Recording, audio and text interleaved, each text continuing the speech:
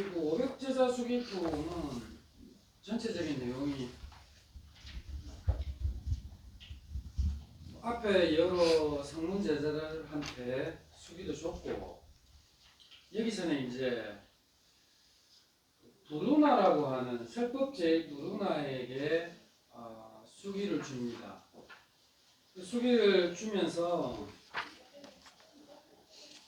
이 자리에 모인 1200배구들 또한 다 미래의 부처가 될 거다 하면서 수기를 준다는 뭐 그런 내용이에요.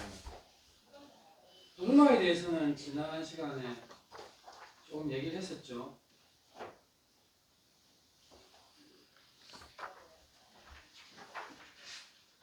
그리고 이제 500제자들한테 그 마지막으로 수기를 주는데, 그 수기를 받은 500제자들이 부처님에게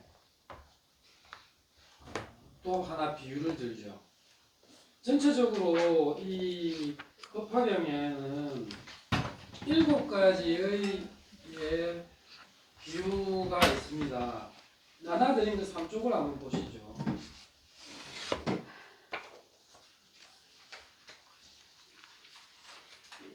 법화경에는 이 7가지 말고도 총 비율을 다 합하면 한 30가지 조금 안 돼요. 한 28가지 정도가 나오는데, 그 중에 대표적인 게 이 7가지고, 이 7가지 비율을 법화 7비라고도 하고 법화 7유라고도 합니다. 비나 유나 다 비유한다는 말이니까 같은 의미죠. 근데 보면 여기 까맣게 칠해진 거 있죠? 두껍게. 요 두 개는 뭐냐면, 나머지의 비유는 부처님께서 성문 제자들한테 하는 비유고, 요 까만 두꺼운 글자로 된 거는 제자들이 부처님께 비유를 드는 겁니다.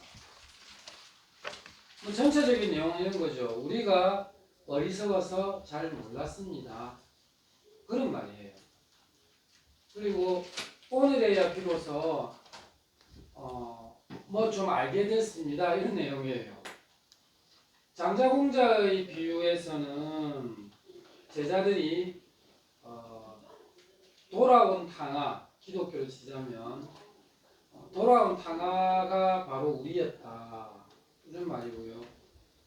그 다음에 여기 비닌계주라고 하는 요 비유에서는 무상의 보배를 부처님께서 우리한테 주셨는데 우리가 지금까지 그걸 모르고 살아왔습니다. 뭐 그런 내용이에요. 굳이 사족을 단다면 어릴 때 친한 친구였는데, 한 사람은 열심히 뭔가 해서 관리가 된 거예요. 한 친구는 좀 똘똘하긴 했는데 게을러서 학업도 하지 않고 또 경제활동도 제대로 안 하고 기분 내는 대로 살다가 좀 가난해졌죠. 그래서 이 가난해지는 이 친구가 어느 날 길에서 그 어릴 적 지냈던 관리가 된 친구를 만난 거예요. 그 관리가 된 친구가 어린 시절의 친구니까 자기 집으로 초대를 해서 맛있는 밥도 먹이고 옷도 새 옷으로 좀 해주고 해서 실컷 부어라 마시라 하다가, 관리하는 친구는 출근을 해야 되니까 출근을 하고, 이 친구는 대낮까지 자다가 그 집에서 밥 한 그릇 먹고 다시 길을 떠납니다. 그런데 이 관리인 친구가 너무 요즘 험악하게 바뀐 친구의 처지를 보고 그 친구의 옷에다가 귀한 보석 같은 걸 이렇게 넣어서 꿰매놨죠. 안에. 근데 이 떠돌이 친구는 자기 몸에 그런 보석이 있는 줄 몰랐죠. 아, 친구가 가면서 좀 이 안에 넣어놨으니까 좀 봐 이랬으면 좋았을 텐데 말을 해주지 않았으니까. 그래서 이 친구는 자기한테 귀한 보석이 있는 줄도 모르고 또 그냥 일용직 생활을 하면서 꾸역꾸역 살아갔죠. 그런데 어느 날 또 우연히 그 친구를 만나게 되는 거예요. 그래서 아니, 행색이 너무 초라해 보이니까 야야 니 이거 옷 안에 내가 그때 귀한 보석을 좀 넣어놨는데 그걸 가지고 뭔가를 했으면 네가 행색이 이렇진 않을 텐데 몰랐더나 이러니까 난 몰랐다. 그래서 자기 옷속 안에 이렇게 꿰매져 있는 보석을 확인하고 이제 너무 기뻤다 라고 하는 비유가 제자들이 부처님한테 한 비유예요. 그러니까 이게 무슨 말이냐면 부처님께서 법화경이라고 하는 귀한 보석을, 여기서 법화경이라는 보석은 좀 앞뒤는 안 맞죠. 왜냐하면 지금 경을 설하고 있는 중이니까. 쉽게 말하면 이거예요. 회삼기일이죠. 일불승. 성문이나 영각이나 보살이나 다 방편이고 핵심적인 거는 불승, 일불승으로 나아가는 것이다 라고 하는 그 귀한 가르침. 그러니까 자기들은 아란이 다라고 생각을 하고 그렇게 살아왔는데 알고 보니까 부처라고 하는 원대한 목표가 있다는 사실, 그 사실이 바로 무상의 보배인 셈이죠. 그러한 사실을 깨달았다는 것에 대해서 이렇게 비유를 든 거예요. 그러니까 불승이라고 하는 그 무상의 보배가 우리 안에 갖춰져 있었는데 우리가 그걸 모르고 살다가 오늘에야 깨달았습니다 하는 비유를 제자들이 들었던 품이 500제자 수기품입니다. 그러니까 보면 벌써 우리가 이제 제8번까지밖에 안 했는데도 벌써 비유가 5개나 나왔는데, 그렇죠? 삼구화택, 장자궁자, 삼초이목, 화성보처, 그리고 오늘 한 게 비닌계주. 가난한 사람이, 이 계자는 우리 불교에서 번뇌에 개박당하다 할 때 계자인데요. 매일 계자예요.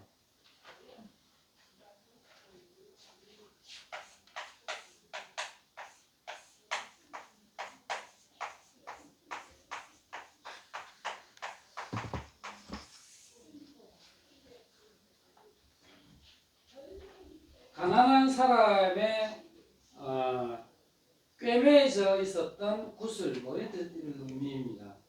매일 계자.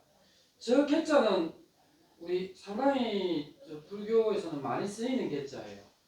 뭘 맨다.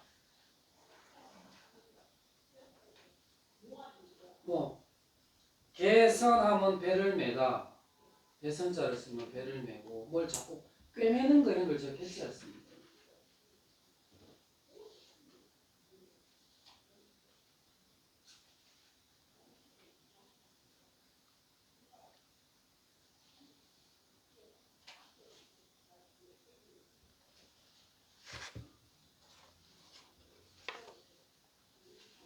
이왕에 법화칠비가 나왔으니까 앞에 5은 다 아실 테고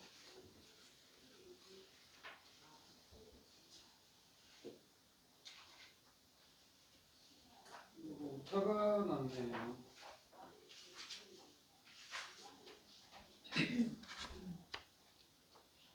이 계중명주라고 하는 비유는요, 안락행품인데 요거는 제4라데 있는데요. 제14입니다.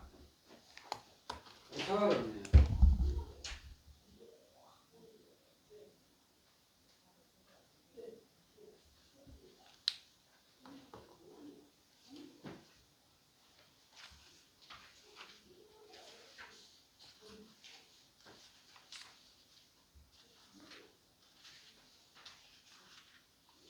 대중명주의 비유 요거는요.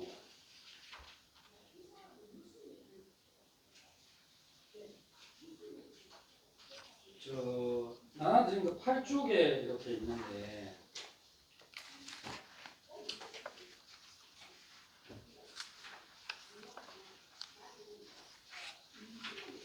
요거는 이제 제14 안락행품에 나오는 내용인데 이 개자는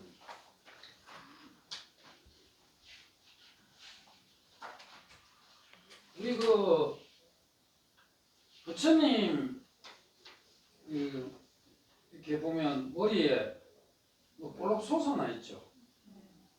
그거를 뭐라 부릅니까? 육계라 육계. 부르죠. 네.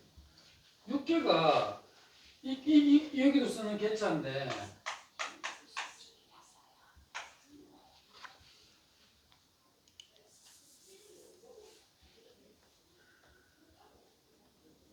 무슨 제가 눈도 안 좋고 상태가 너무 안 좋네.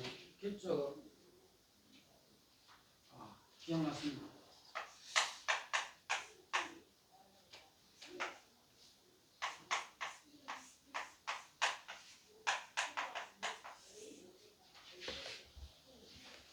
요거는 멜개자고 요 개자는 무슨 의미냐면 상투입니다. 요거는 뭐 꿰매다 할 때 매다 이런 뜻이고 그러니까 육계라고 하는 말은 뭐냐면요. 부처님의 머리가 볼록 솟아나 있었다 이거예요. 그래서 그게 육은 고기 육자죠. 육자인데 이거는 말 그대로 살덩어리입니다. 살. 우리 맨 살할 때 살 있죠. 그러니까 살상투다 이 말이에요.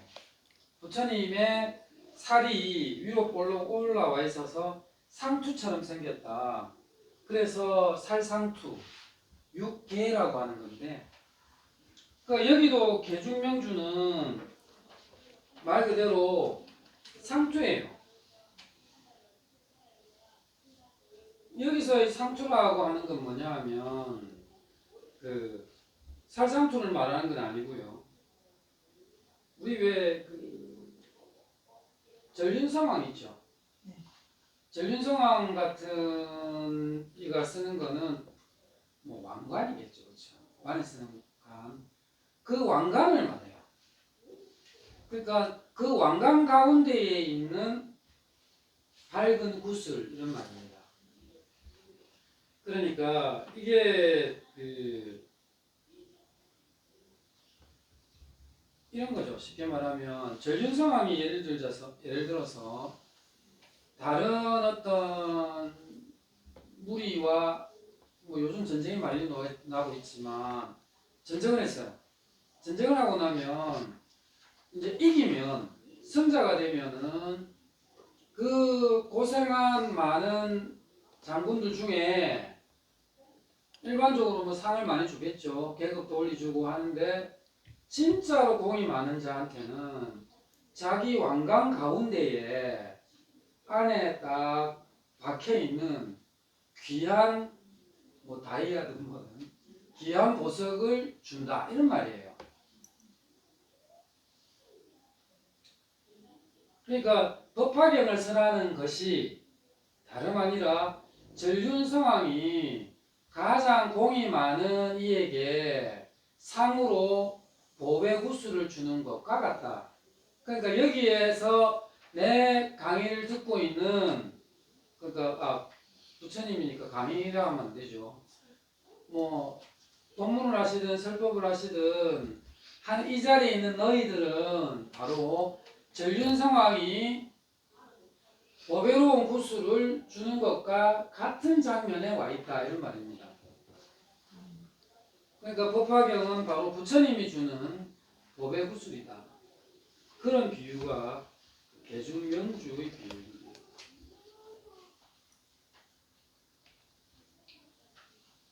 그리고 마지막으로 가장 유명한 7가지 비유 중에 하나가 뛰어난 의사, 병든 자식 이런 말이죠. 이 양이병자의 비유는 이 법화경의 핵심에 닿아 있습니다. 그러니까 비유 중에서 법화경 하면요, 사람들이 법화경은 무슨 내용이에요? 이런 물으면 딱 2가지로 결론 납니다. 딱 2가지. 왜냐하면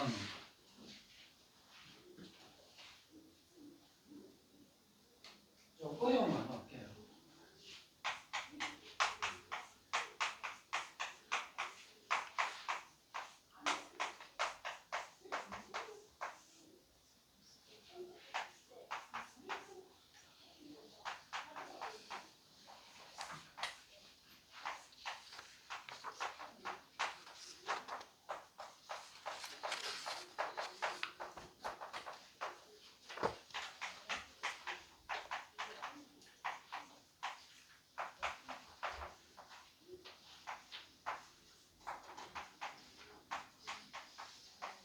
요거 하나 하고요. 다른 또 하나가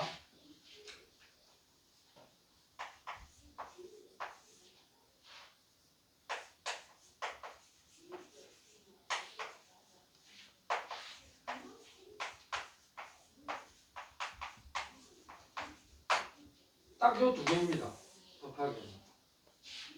법화경 핵심이 2개고요.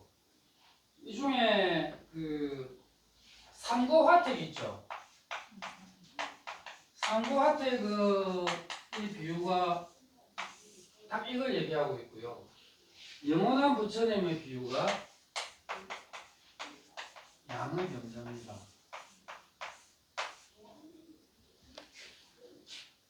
그러니까 성문과 우리 그때도 뭐 얘기했던 회삼기일 세 개가 만나서 하나로 돌아간다라고 할 때 그 삼은 성문과 영각과 보살성인데 다 일불성 하나로 돌아간다. 그러니까 그게 바로 이 말이죠. 삼성은 다 방편이고 성문과 영각 보살은 일성이야말로 진실이다. 요거하고요. 그 다음에 부처님은 영원하다.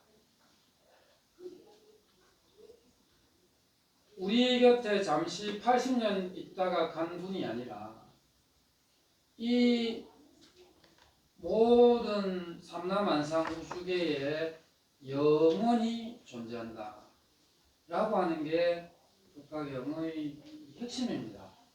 그 핵심을 가장 잘 표현한 게 양이병자죠. 양이라고는 우수한, 그쵸? 우리는 의사고, 이 병든 아들 자자, 자식을 말합니다. 양이병자 비유는 절에서도 선생님도 많이 말씀해 보셨죠? 아시죠? 많이 들어봤어요? 네. 불교대학. 네, 법회하실 때. 이어서 그 좋은 의사는 부처님, 병든 자식은 바로 다죠.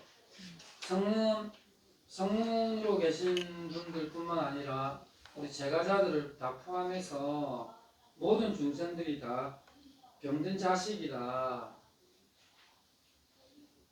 근데 사실 조금 더 팩트에 가까운 거는 성문성들을 얘기하고 있어요.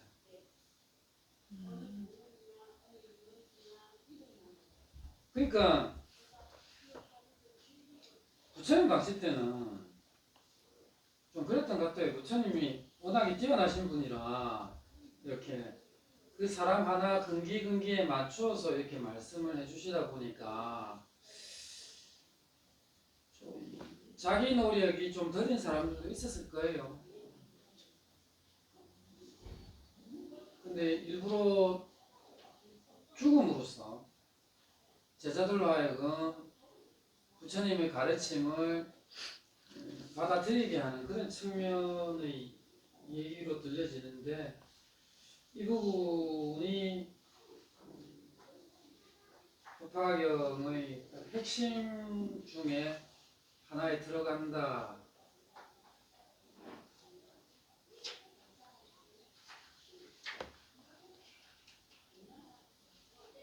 그 어떻게 보면 우리 제가자들도 참 병자예요, 그렇죠? 절에 가서 직접 기도할 생각 안 하고 온라인으로 계좌 이체해주면 그게 기도인 줄 아는 기도 대행.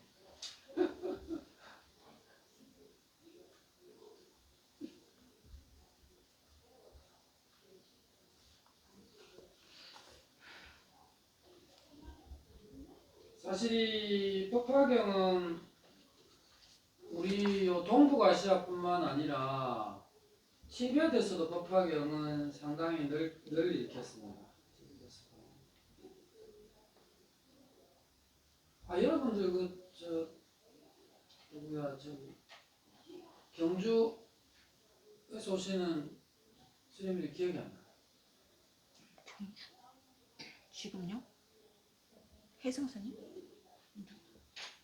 아니 여기 수업하시는 지인스님. 지인스님. 아니 말고요. 예능스님. 해능 스님. 여러분 해능 스님 수업 들으셨죠? 네. 해능 스님 같은 경우도 그쪽 계통이에요. 그쪽 계통 공부를 많이 하셨더라고요. 예, 티베트. 아, 네. 근데 재미난 게 송광사 유원 출신이거든요. 우리 여기 부총장이신 지연 스님하고 다 같은 유원 출신들이에요. 저 송광사에. 근데 또 티베트 불교에 좀 상당히 이질적인 게 강한데, 좀 그래서 깜짝 놀랐습니다, 저는. 그냥 티베트 불교는 밀교 라인이거든요. 그리고 핵심은 관음신앙. 자신들의 지도자가 관세음보살의 화신이라고 생각하시는 분들인데, 근데 티베트 불교는 또 재미난 게요. 밀교지만 아주 밀교 신앙적인 요소에 들어가기 전까지 깊이 있게 논리학을 공부를 많이 해요. 논리학을 공부하다 보니까 특히 중관사상, 용수의 공사상에 대해서 엄청나게 깊이 있게 공부를 해요, 티베트인들. 이제 그게 바탕 위에서 좀 밀교적인 신앙 요소들이 좀 들어가는 그런 것들입니다. 그리고 밀교하면 뭐 맨날 주문이나 외우고 이러는 줄 알지만 그렇진 않아요. 그 스님들은 또 명상은 명상대로 하고, 또 그건 그거대로 하고 이렇게 하니까 티베트 스님들이 그래서 공부를 열심히 해요. 되게 학구열이 강하고. 체계적으로 논리적으로 단계별로 하더라고요. 예, 그분들은 논리학이 핵심입니다. 우리 논리학 안 하잖아요. 논리학도 굉장히 재미난데 재미나게 가르쳐주는 그 분들이 없어요. 불교 논리학을 좀 지루하게 가르쳐서 사람들이 싫어하죠. 교수님께서 재미나게 가르쳐 주십시오. 논리. 대학원에는 없는 것 같은데 학부에는 불교 논리학이라고 있습니다. 아, 그렇습니다. 불교 논리학을 해봤더만 다 재미있어 하더라고요. 서양 논리학은 다르거든요. 우리 불교 논리학은 다릅니다.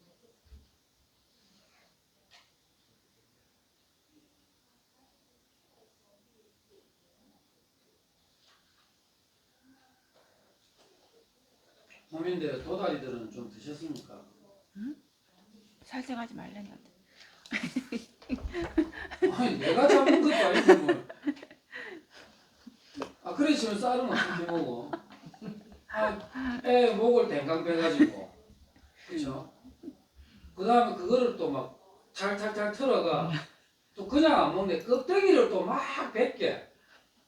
그 뜨거운 물에다 또 넣어갖고, 알을, 그 얼마나 그거 애를 괴롭혀요.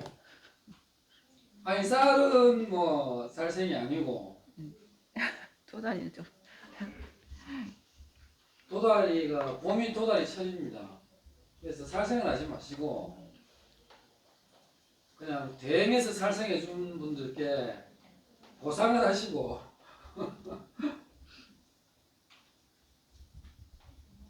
저희는 쑥국 먹어요. 도다리 쑥국. 도다리 쑥국 좋죠. 통영에 가면 맛있게 한 집이 몇 군데 있는데. 맞아요.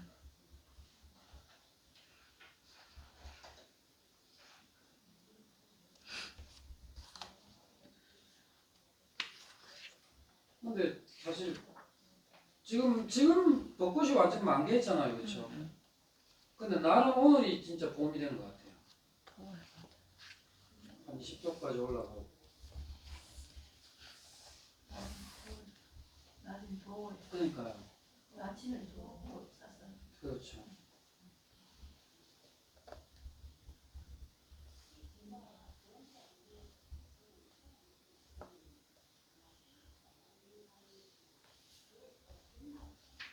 갑자기 오늘은 별로 뭐 수업 안 하고 싶네. 질문이나 좀 받겠습니다. 갑자기 봄 오고 하니까 교수님 하시고 싶은데 그러세요? 봄 탓에. 봄 타는 것 같아요. 네.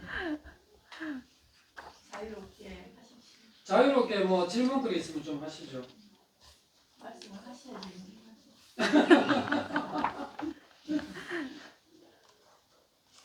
교수님 재미있게 하시잖아요.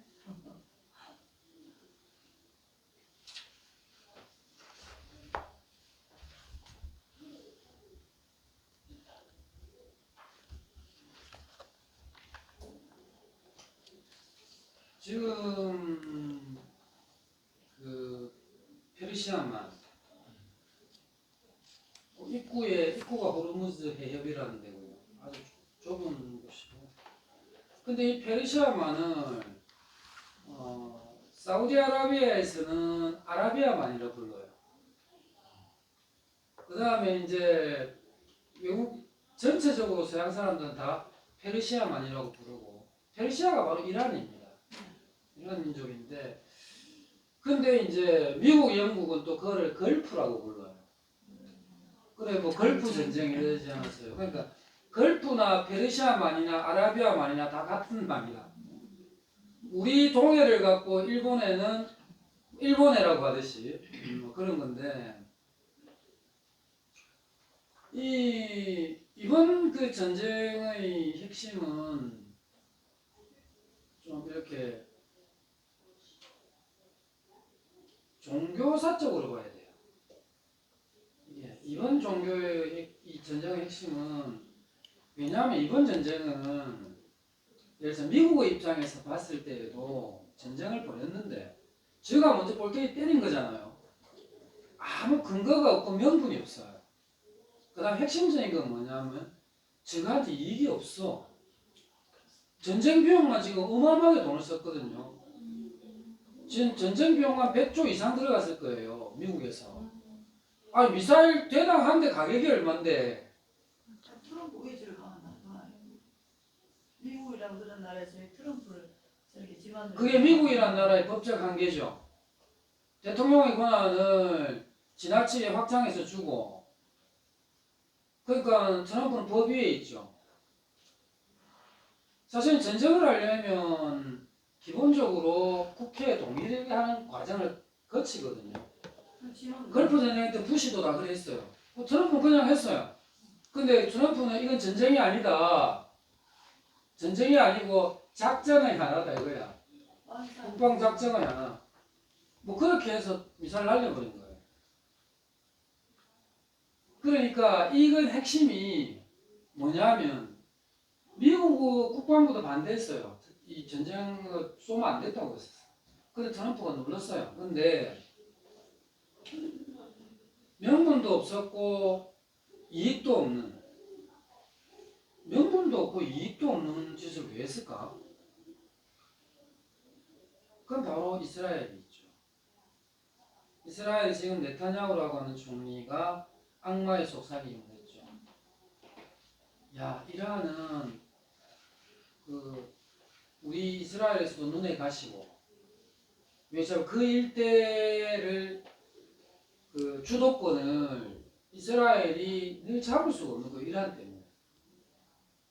그래서 이 이란은 우리의 공적 아니냐. 쟤들 핵을 만든다는 뭐 아직 완성도도 안 돼 있어요. 만들어지지도 않았고. 하지만 핵을 만들 수 있는 핵 연료, 우라늄으로 하는 핵 연료는 쟤들이 계속 모으고 있다는 건 안단 말이지. 그러니까 미래에 올 위협을 대비하고 또 우리의 눈에 가신 이란을 공격할 때가 지금이다라고 속삭였어요.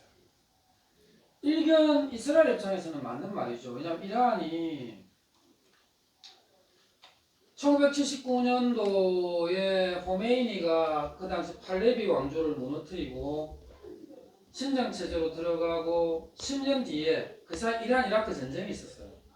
89년도에 호메이니가 죽고 이번에 얼마 전에 죽은 후메이니가 그 다음을 이어받아가 지금까지 오고 있어요. 89년이니까 지금으로부터 37년쯤 됐겠네, 그렇죠?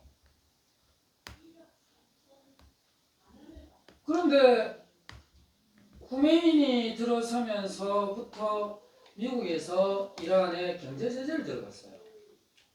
그러니까 지금 이란이 하루 이틀도 아니고 10년 이상 계속 경제 제재를 받다 보니까 이란 경제가 지금 완전히 망가져 있거든요.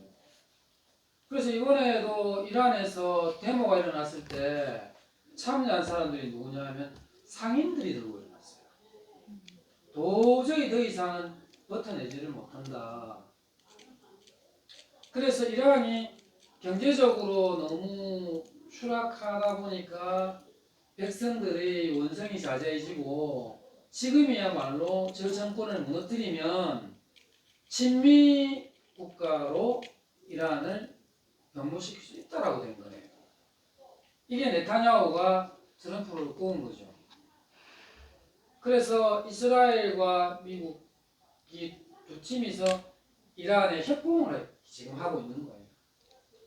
근데 이스라엘은 또 약간 복잡해요. 이스라엘 자체는 지금 네타냐후라고 하는 총리가 부정부패가 엄청난 사람이에요. 트럼프보다 더 아무도 있지 못한 놈이 아니라 자식 마누라 할 것 없이 온 집안이 부패 덩어리에 부패 스캔들에 말려가지고 아마 그러고 네타냐후가 있는 집권당이 의회에서는 소수예요. 우리 흔히 말 여소야대야. 그래서 네타냐후는 아마 전쟁이 끝나면 감옥에 가야 돼요.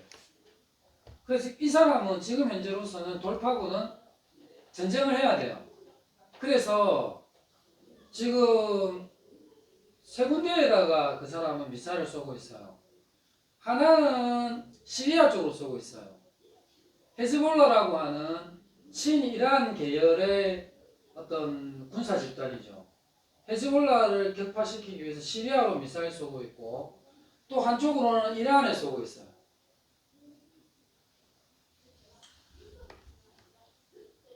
그래서 지금 네타냐후 입장에서는 전쟁을 계속 끌고 가야 되는데 트럼프는 지금 죽을 판이에요. 아무 이익도 없고 손해만 보는데 국내 여론이 점점 자기의 불리로 돌아가죠. 11월 달에 중간선거 있거든요. 지 떨어지면 헛방이잖아. 그러니까 트럼프는 중간선거와 여론 때문에 발을 빼고 싶은데 이스라엘이 발 빼려면 이스라엘이 미사일 날리고 계속 이렇게 전쟁의 흐름은 이스라엘이 가져가니까 지금 이스라엘하고 미국은 전혀 상반된 입장에 있습니다. 미국은 발을 뺀다. 이스라엘은 아직 정리 안 되지 않았냐. 더 부수자. 한 15년 동안 재건 못하게 이란을 박살내자. 이러고 있어요, 이스라엘이. 그리고 이스라엘은 또 하나의 무기는 가자 지구에 계속 쏟아붓고 있죠. 피에로 팔레스타인 해방기구를 완전히 초토화시킨다고. 어떻게 자기 이익을 취하면 저렇게 한 국가를 망가뜨리고 죄 없는 사람을 죽이는 이해 안 거지? 되죠. 말할 수 없고. 그러니까 왜 히틀러가 그 나치당에서 유대인들을 그렇게 핍박했는가? 그거를 유대인 스스로가 보여주고 있어요. 그 유대인들이 그 당시에 유럽에서 얼마나 악질적이었냐면 그 사람들은 거의 그 요즘 말로 하면 금융업이지 전부 다 고리사채 사람들이거든요. 고리사채에 귀금속 이런 거 있죠. 다 요런 옛날에는 좀 그런 직업을 비천하다 생각했어요. 옛날 사람들은. 그런 업종에다가 종사했던 사람들이었죠. 그래서 우리 흔히 말하는 그 자린고비, 수전노 이런 이미지의 사람이었죠. 그래서 유대인들은 그 당시 유럽 사람들로부터 평판이 아주 안 좋았어요. 그거를 히틀러가 이용을 한 거죠. 근데 그 방식이 너무 비인륜적인 거라서 엄청나게 비판을 받고 있죠. 아우슈비츠 수용소를 보낸다든가 생체 실험한다든가 가스실에서 집단 그거는 광기죠. 그렇게 해서는 안 되는 거고. 근데 그러한 유대인에 대해서 이렇게 비판적이고 하는 게 유럽의 대세였어요. 사람들의.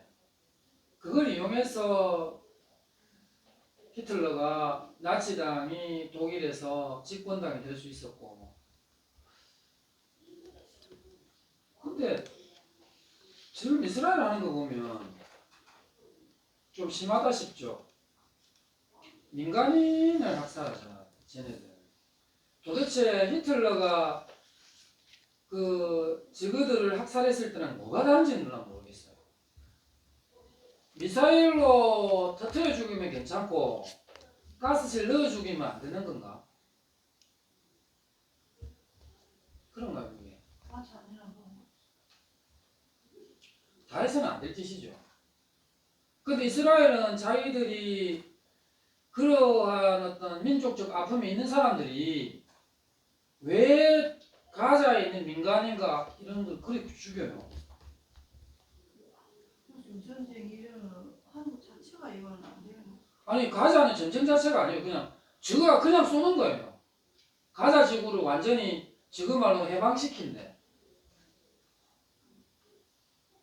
그 지역이 특별한 어떤 그런 군사적 요건이라든지 지리적으로 경제적인 요건이 주어지는 지역입니까? 그 지역을 차지하려고 하는 것도 아니고. 그 쉽게 말하면 이게요. 이게 내용을 자세히 들여다보면요. 세계사적으로 들여다보면 그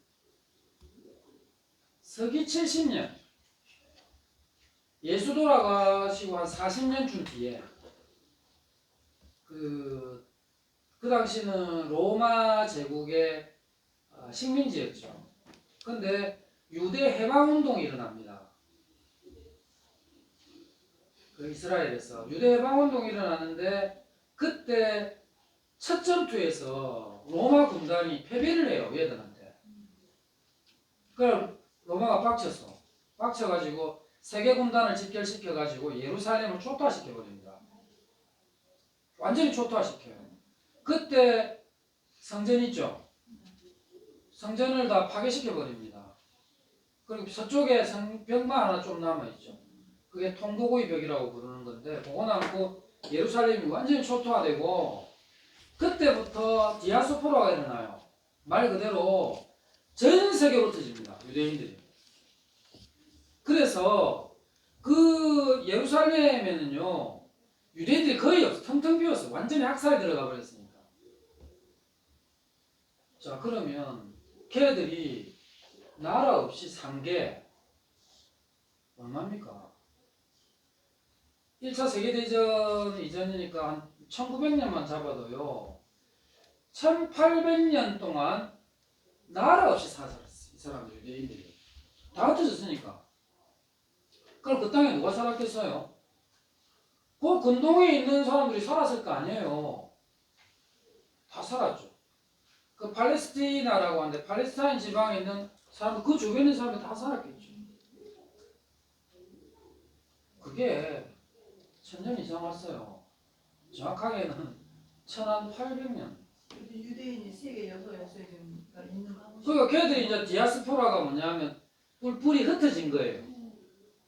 디아스포라가 뭐냐면 씨를 뿌리다 이런 말이거든요. 뿌리다. 그러니까 전 세계에 씨를 뿌리 놨어. 그러니까 전 세계 각지에서 활동하고 있겠죠. 나라 없이.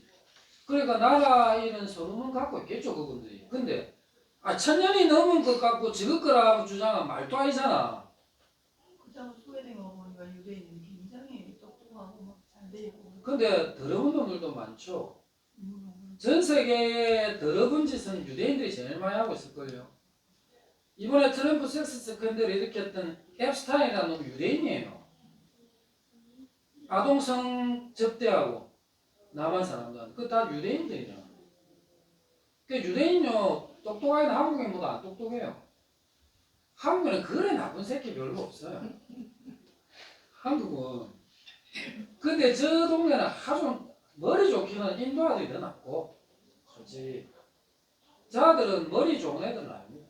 교수님 어쩌면 이 전쟁이 멈출 수 있나요? 전쟁은 곧 멈춥니다. 제 생각에 2주는 무조건 못 갑니다. 2주는 못 간 이유가 이란의 대통령이 미국민들한테 편지를 썼어요. 미국민들한테. 우리는 이 전쟁을 일으킬 어떠한 요소도 가지고 있지 않았고 일방적인 전쟁이었다. 트럼프는 선택적 전쟁을 했고 우리는 필수적 전쟁을 했다. 이런 말을 써요. 그리고 우리는 평화를 원한다. 그렇다는 말은 이란 쪽에서는 평화협정을 맺기를 바래요. 근데 몇 가지 조건이 있겠죠. 트럼프가 또 언제 미사일 쏠지 모르니까 완전한 전쟁의 종결을 바라고 있죠. 그 전에 러시아하고 또 있었지 않습니까? 그것도 지금 진행 중이에요. 우크라이나, 러시아는 아직 진행 중이죠. 지금도요? 근데 그 미국이 가는 트럼프를 제재할 수 있는 어떤 그런 유럽 체제라든가 이런 게 안 갖춰져 있습니까? 세계 뭐 평화연합기구 아니요, 유엔이라는 거 있는데 유엔이 국제연합이잖아요. 근데 트럼프는 유엔은 신경 안 써요. 원래 국제법을 어겼어요. 그 국제법을 어겼을 때 거기에 대한 어떤 그런 어긴 사람들한테 제재할 수 있는 제재 없죠. 그거는 왜 안 되냐면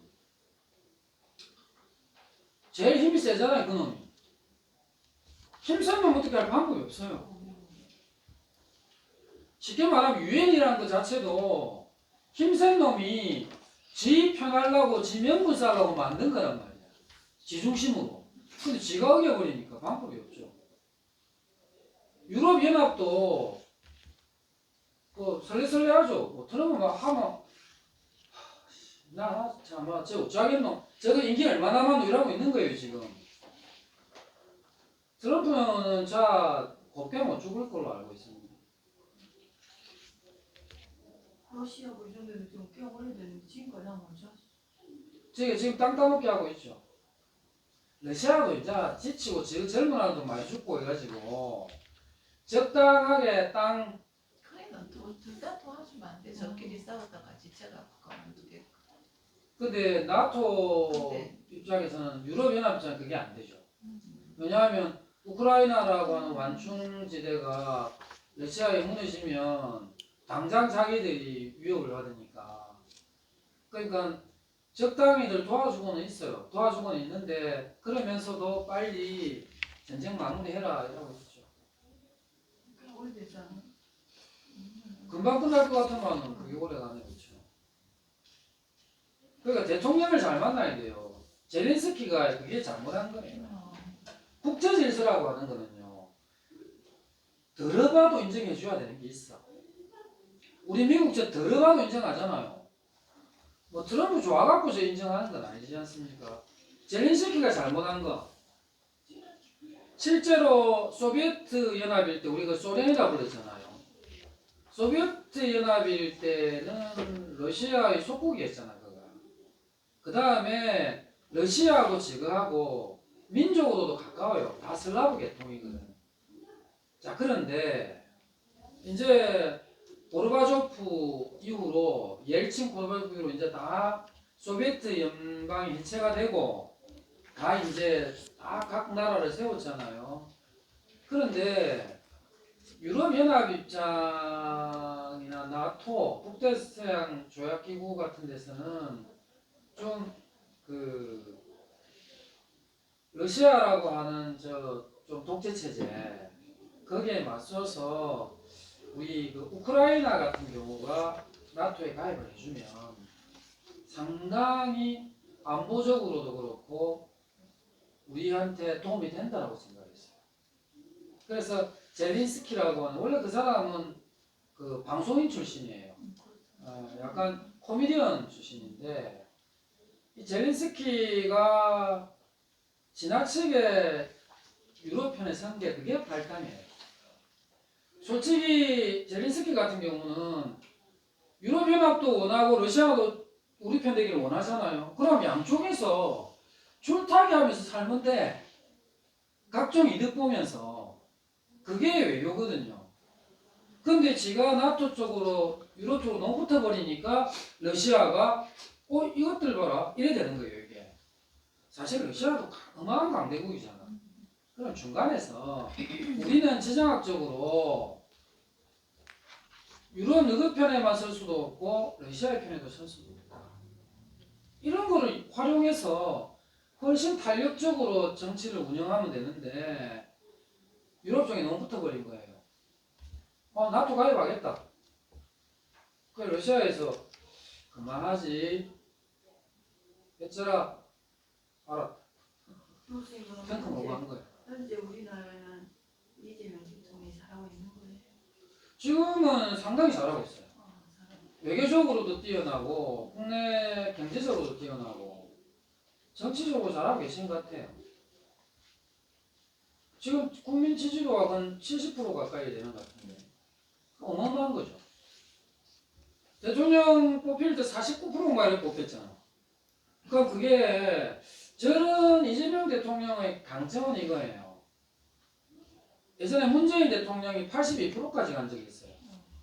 여론에서 지지가. 그런데 그런 건 이벤트거든. 남북 정상회담 이런 거, 세계 평화 이런 걸로 지지율이 확 올라가는 케이스인데 이재명 대통령 같은 경우는 49%의 지지를 받아가지고 차곡차곡 쌓아 올라가잖아요. 이게 70% 왔다고 하는 거는요. 이거는 깨지지 않는다는 얘기예요. 이거는 무너지지 않아요. 제 양반이 성남시장 할 때도 그랬어요. 경기도지사 할 때도 그렇고 출발할 때의 지지도는 뭐 30-40% 선인데 마지막 나올 때는 거의 70%까지 다 간 거 보면 그런 행정 능력은 있으신 분인 것 같아요. 지금 외교가 상당히 좋아요, 한국에. 무엇보다도 이번에 유엔에 김민석이라고 하는 그 총리가 가가지고 AI 협약서라는 걸 맺었어요. 이거 되게 역사적인데요. 제가 보기에는 전 세계가 미래에는 전부 다 AI 시대로 접어든다는 거, 이거는 공통적 인식이에요. 근데 각 나라가 AI에 대한 대책을 어떻게 세우냐 하면 우리나라는 이러이러한 AI 시대를 맞이한 정책들을 개발하고 뭐 여론을 모으고 또 미래에 대한 어떤 비전을 제시하고 하는 자국 중심의 AI 전략을 펴고 있었는데 이재명 대통령이 아니 AI는 문명의 문제인데 한 나라가 어떻게 한다고 해서 해결되는 문제가 아니다. AI 때문에 일어나는 장단점이 다 있을 텐데 그거를 국제적으로 함께 이 대안을 제시하고 단점을 커버하고 장점을 살리는 이런 게 필요하지 않느냐. AI 국제기구를 만들어야 된다. 그리고 국제 기준을 마련하고 그래가지고 그거를 이번에 김민석 총리가 그 그거 협약을 맺고 왔더라고 유엔하고. 근데 그 발상은 전 세계에서 아무도 안 한 발상인 거예요. 이게. 그렇다면 앞으로 AI 세계 공부가 어디에 오냐 우리나라에 오게 된단 말이에요. 그러면 우리가 협약을 맺었기 때문에 우리가 굳이 멀리 스위스인데 안 가도 된단 말이에요. 근데 지금 이렇게 AI라든지 어떤 그런 최첨단의 어떤 그런 문제들을 중국에서 알게 모르게 많은 우리나라만큼 이상으로 인재라든지 영입해서 엄청나게 크게 그거를 보완해서 연구하거나 실제로 이렇게 정책적으로 펼쳐 있는 걸 그냥 조금은 알고 있는데 중국이 어떤 입장을 취하느냐가 중요한 거 근데 지금 예. 저는 미래의 세계 정치 질서를 보면 이제는 지금 우리가 갖고 있는 각국의 이익 있죠. 그런 시대가 이제 아니에요. AI 시대가 오면 폐쇄적인 자국의 이익을 논하는 이런 게 어리석은 시대가 오버리거든. 그래서 이거는 인류 공통의 문제예요. 인류 공통으로 같이 고민하고 해야지 나의 이해, 자국의 이익 이런 것들을 생각하다가는 그 AI의 부작용 때문에 다 망해버릴 가능성이 높아요. 근데 제가 조금 겁내는 건 이렇게 보면서 중국 같은 경우에는 항상 자기가 최고라는 어떤 그런 게 있기 때문에 자기들을 중심으로 해서 하나의 드라마를 펼칠 것으로 보고 있는데 거기에 반해서 미국은 그런 준비가 약해요. 뭐냐면은 근본적으로 우월성을 갖고 있고 자기가 최고라는 걸 가지고 있기 때문에 그래서 그 속에서 이제 우리나라 입장이 지금 현재 아주 중요하게 돌아가고 있다라고 나름대로는 보고 있는데 그래서 이 중국을 어떻게 무슨 뭐 어떻게 표현을 해야 되나 하여튼 조금 무서워 잔재된 어떤 그런 생각들이 왜냐하면 그 많은 넓은 땅에서 통일로서 관계 이게 역사적으로 통일이 오래된 적이 없는데 지금으로 봤을 때는 최고로 오래 갔지 않습니까? 그리고 어느 누구라도 중간중간에서 몰라 매스컴에서 안 나와서 그런지는 모르겠는데 특별한 우리나라처럼 뭐 폭동이 일어난다라든지 이런 게 거의가 소식이 없는 거 보면 그래도 어느 정도는 만족하고 그 경제 흐름이나 정치나 이런 것들에 동조를 하고 물론 당이 하나라서 그런 거는 있겠지만은 그래서 그런 어떤 표내지 않는 잠재의식 그리고 그 잠재된 것들이 자기들만으로 뭉쳐갖고 비밀이 별로 안 새어나가잖아요. 그러니까 언제 어떻게 보고 있다가 터질지는 아무도 예상을 못하거든. 근데 다른 각국은 어느 정도 이렇게 비춰볼 수가 있단 말이에요. 근데 중국은 모르겠습니다. 근데 간단하게 말하면 지금 세계는 3강 체제로 갈 거예요. 아메리카 데리고 미국이 먹고 유럽, 인근, 러시아 너거 먹고 러시아가요? 동북아 너거는 중국 무라고 하는 게 트럼프식의 발상이에요. 나 이제 너거 간섭 안 할 테니까 지금 이 전략으로 가고 있는데 그 대신에 아메리카에